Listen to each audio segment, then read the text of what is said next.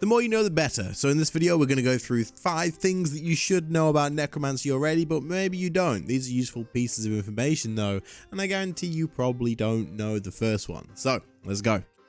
So first of all is one that is going to help you a hell of a lot in terms of DPS, quality of life during combat, and just overall, it's just good, okay? And that is going to be that you know that you can extend the duration of your conjures by using the incantation life transfer. Now, life transfer is going to increase the duration of every spirit that you have active by 20.4 seconds, but it's going to cost you 50% of your health. But in a lot of situations, you're going to want to do this. It's just worth it because keeping those conjures up means that you're going to get more damage out of it, and also they're a pain in the ass to reconjure. Like the adrenaline that it takes to get the ghost back up and use the spec again, get the zombie back up, it's just time, it's global cooldowns, and it is adrenaline. So it's worth noting that you can in fact use this 3 times in the life cycle of your spirits and not just once. Now, to achieve this, what you're going to want to do is the second that you've conjured all of your little ghosties and your zombies and whatnot,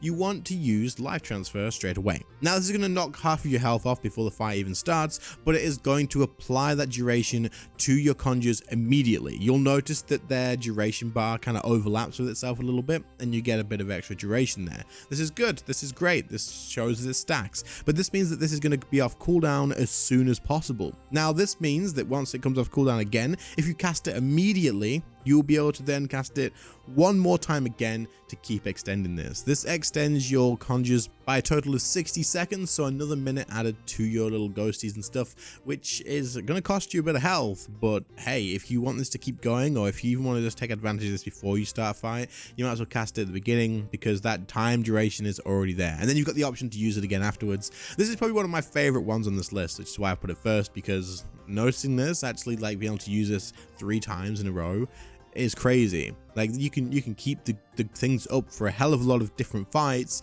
and not have to reconjure them at all, as long as you are aware of this. So put it into use. And did you know this one? Let me know in the comments. Did you know this one? So I only just learned this one as well. Now, this one's probably not going to be for most people, but it is going to be useful for a few people, and it may be something that pops up as a little bit of an issue for you in the future. And that is going to be that you can actually disable the Necromancy auto attack triggering on its own during combat. So as you know, the basic attack for Necromancy will automatically fire itself off over and over and over again, like Revolution, kind of just on its own. However, this does cost you a global cooldown, and so it can cause a couple of issues if you're trying to do some certain things, as if it steals your global cooldown at the wrong time, then oh no, this is not going to be good, because then you can't use a defensive, for example, at like Telos at a specific time, or anything that's going to kill you off and you need to use a defensive and you just want to wait for it to be able to be used. It can be useful to have that control. So if you are someone who needs this, or you want to do so, come into your settings, then go to gameplay, then go down to combat and action bar, and then in combat mode, if you scroll down to where you see Necromancy, you can untick the auto attack to actually do this. Now, like I say, most people probably not going to bother with this because it just adds more stuff to it. I've unticked it because, again, I like to be able to have that full control of when I can time my defensives and stuff, but it's something that you're going to be pressing a lot and stuff, so it could be a quality of life to keep it on.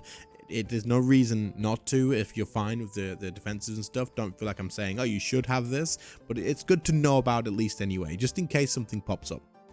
I just wanted to chuck in a quick reminder here for you guys that watch all of the content and still aren't subscribed. Over 55% of you guys aren't actually subbed to the channel. So if you think you are, maybe just scroll down, give it a quick check, and give that button a click if you haven't already. I would appreciate it a ton. But that's enough of your time taken, and let's get back to the video.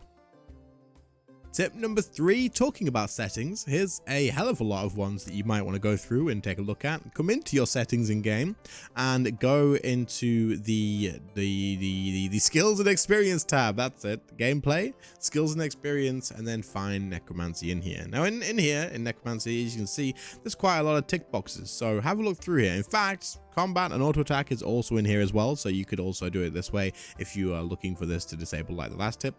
But in here, there's a lot of stuff about about rituals that you may want to go through that could change a lot of stuff for you. So just have a read through and decide with yourself whether you think either of these are worth using, disabling or enabling to make your life a little bit more convenient. I'm not going to go through all of them because it would just take a long time. There's probably some really useful stuff in here for you. It just depends on how you prefer things to be. For example, clearing the ritual side confirmations and like just repairing ritual component confirmation. There's some stuff in here.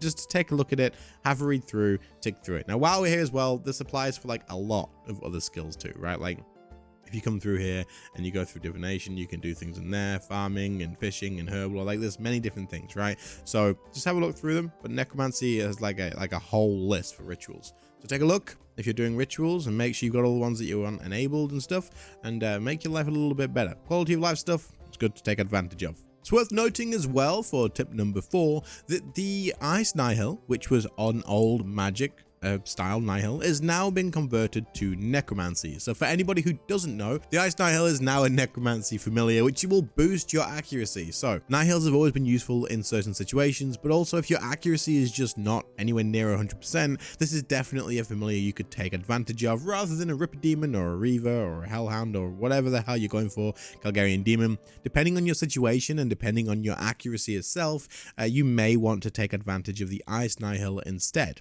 Now, this can be useful in a few places. One really good example is going to be Nex, right? Nex is really good to use the Ice Nihil because if you aren't at 100% accuracy, which you won't be in Nex anyway, you can use the Ice Nihil because all it does is a passive effect of boosting your accuracy. However, Nex is immune to familiar damage, so taking a Ripper Demon to Nex is kind of pointless anyway. Yeah, you're still going to get the Ripper Demon's passive effect, but the accuracy that you get from the Nihil is going to be a lot better than taking the Ripper Demon and it not doing any damage for you in terms of like scrolls and that sort of stuff. So keep this in mind. It's also pretty useful for places like Telos where your accuracy isn't quite high enough as well to deal max damage, because the way the accuracy works in Necromancy is the higher your accuracy, the higher your hits are going to be. You will never splash on Necromancy, so your damage scales with accuracy itself. So boost the accuracy up with the Nihil, get some more damage out of it. It's definitely worth considering for a few places.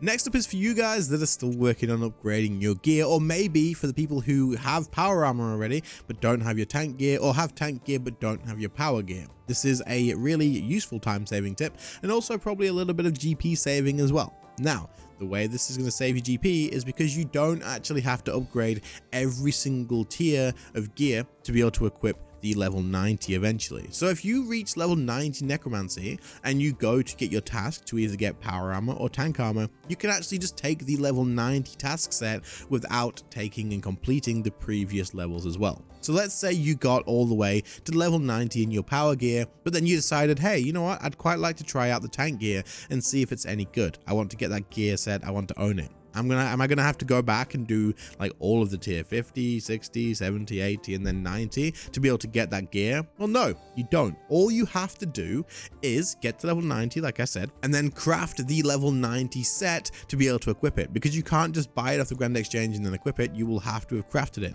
This means you will buy the tier 80 set from the Grand Exchange, which isn't all that expensive. Buy the tier 80 gear set and then take that, do the tier 90 tasks for the tank gear, or the power gear, whichever version you're going for, and then once you've done that, to upgrade the tier 80 set into the tier 90 set, and then you can equip that tier 90 gear set. So it is a little bit of steps and it's still going to take some time, but if you just buy the previous tier, this works from tier 70 to 80 as well if that's what you want to do.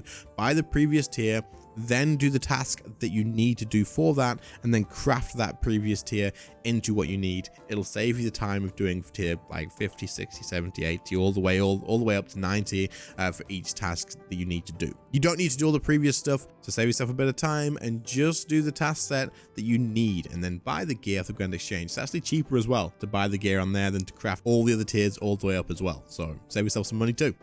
This final tip is for you guys that can't quite yet afford the tier 95 like full necromancy set, including the weapons and the offhand and everything, right? However, the boots and the gloves aren't all that expensive in comparison to the full set, right? But it is actually still worth you guys grabbing these boots and gloves, because even just 2 sets, like 2 pieces of this, rather than the full set, is going to give you the set bonus, right? And this will give you a bonus of 14% basic attack damage for your conjured spirits. That's not something to laugh at. 14% is insane just for changing your boots and your gloves, or maybe the boots and the helm or something like that. Just 2 pieces of the armor set. Getting 14% increased damage from that is actually pretty damn good. So if you can't fully afford the full Necromancer set just yet, just buy the 2 pieces, the 2 cheapest pieces, or whatever suits the best. Maybe you don't get the gloves because you want Cinderbanes, but the gloves are the cheapest piece. So just weigh up your options, get 2 pieces of this, and get yourself 14% increased attack damage for your conjured spirits, because it's per piece of armor worn. It's not like a 2 set bonus and then you get 7%.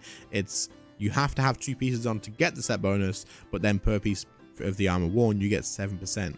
So 14% damage for not all that much GP. It's definitely worth considering. Anyway, that brings us to the end of this video. Hopefully you guys did learn something. I would very much like to think that you've learned something, or you found the video interesting all the same. Let me know in the comments if you did learn something, and if you did, remember to click the sub button. It helps out tons. If you can think of more tips that are worth sharing that I haven't already shared in the past, or if you haven't seen the other videos, then go and check those out on the channel. But otherwise, channel members and patron subs, your names will be on the screen during this outro. Guys, I appreciate your support so freaking much. It helps out a ton. Thank you so much.